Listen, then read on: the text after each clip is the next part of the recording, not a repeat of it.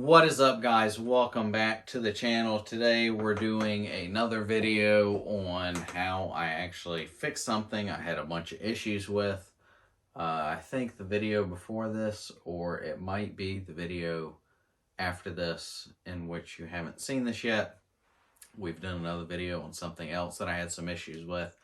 How I figured out what needed to happen, so good information for you. But today's video is on how I figured out how to fix the AR9. Before we get into it, be sure to give me a thumbs up. Let me know all of your thoughts down in the comment section below. And if you haven't yet, be sure to consider getting subscribed to the channel. And be sure to check me out over on Instagram at the Josh Wiley channel. Now, I built this. We'll go over everything I've got going on here, and then some of the issues I've had and what I did, figured out how to fix it.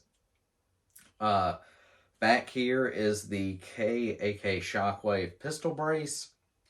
This is a standard grip with a stick-on grip from Handle It Grips.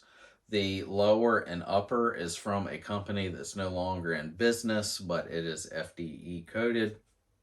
The optic here is a Vortex Crossfire, and then I have 45 backup sights from Dagger Defense. Also with the light is from Olight. I can't remember exactly which particular brand it is, but we've got a pressure switch here. I did a video on this whenever I got it.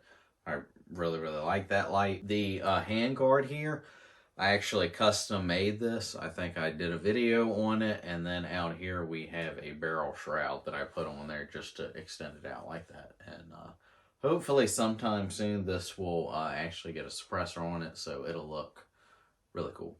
And then down here we have a pretty much hand stop from AR9. Really like all the stuff. It's just like one guy that makes stuff over there that's really cool. So yeah, check him out as well.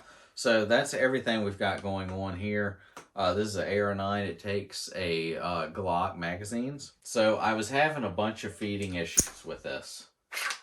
Oh, and as well, the BCG is one of Brownell's BCG. I did a video on that as well. So I was having a lot of feeding issues with this.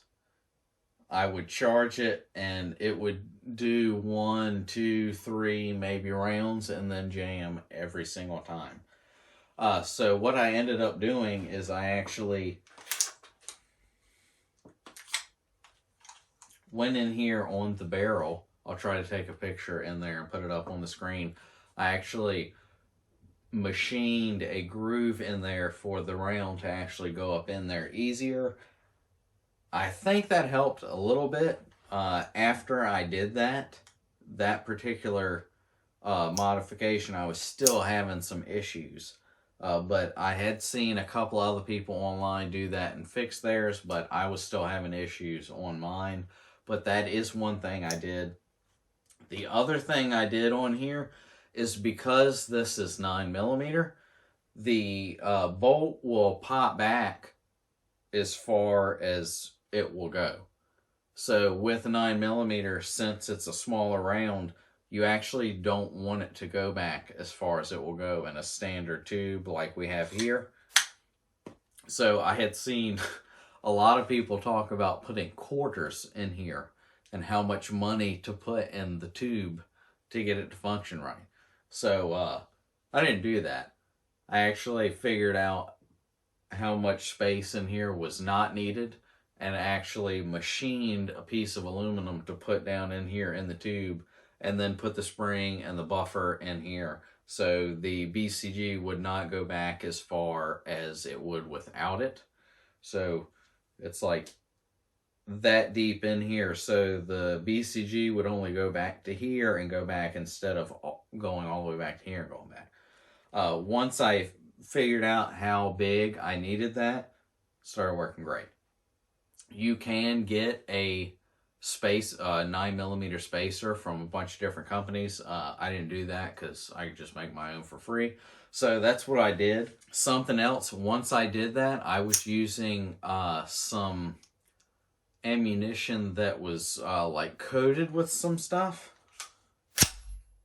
From Federal, it's some Syntec rounds.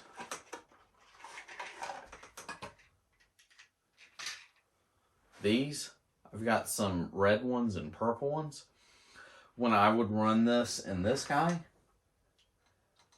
a lot of times it would be having issues, and these rounds would lock up and like char this plastic coating off of it.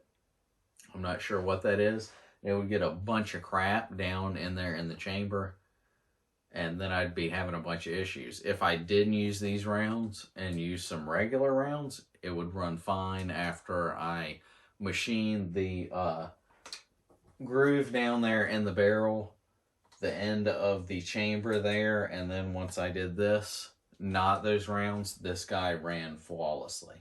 So if you plan on building one of these guys, that is something to think about, some issues you could encounter or avoid. If you found this video helpful, be sure to give me a thumbs up. Let me know all of your thoughts down in the comment section below. Be sure to consider getting subscribed to the channel, and be sure to follow me over on Instagram at the Josh Wiley channel. That is all I have for you guys today, and I will see you in the next one. See you.